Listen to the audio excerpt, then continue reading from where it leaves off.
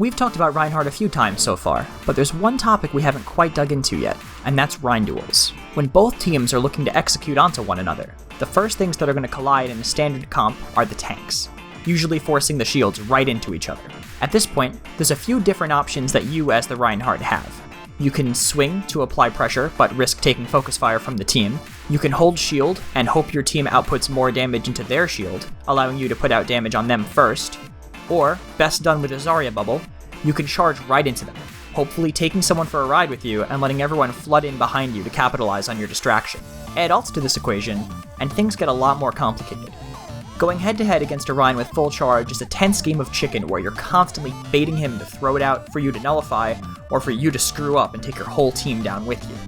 There's a couple of factors that can change what you should expect from your opposition in these mini 1v1s. Depending on their team comp, you could see a Rein holding his shield close to yours without dropping to let a McCree get close enough to flashbang you, to getting charged at constantly thanks to Zarya bubbles allowing for balls to the wall play.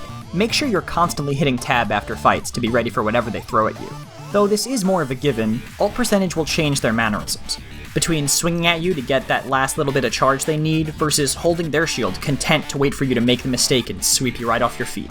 A good way to know what to expect is to have your teammates vocalize if their Reinhardt has done anything significant, like get a pin or hit a big fire strike. This way, you can keep a better track of how close he is to Earthshatter. Wait, push it. Shatter. Yeah, no, their Rein has Shatter. I'm gonna be watching for that. If you're running a set of heroes with strong shield destruction, that will force the fights to be much quicker, since the shields won't last enough to think about optimal play. Expect snap decisions and be ready to counter random charges.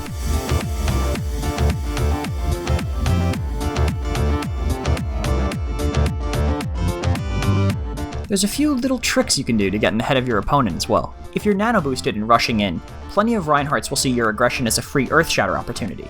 But as long as you're mindful, you can use your giant glowing body to bait your counterpart into wasting his ultimate, and get even more value from your Ana's ult.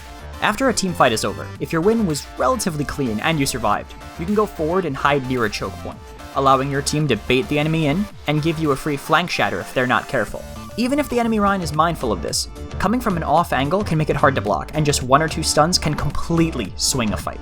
Thanks so much for watching this week's H2Play. It's been a pleasure being a part of putting this together for you all. And if you want to see more, you should click on that subscribe button. Does not bite, I promise. See you guys next time.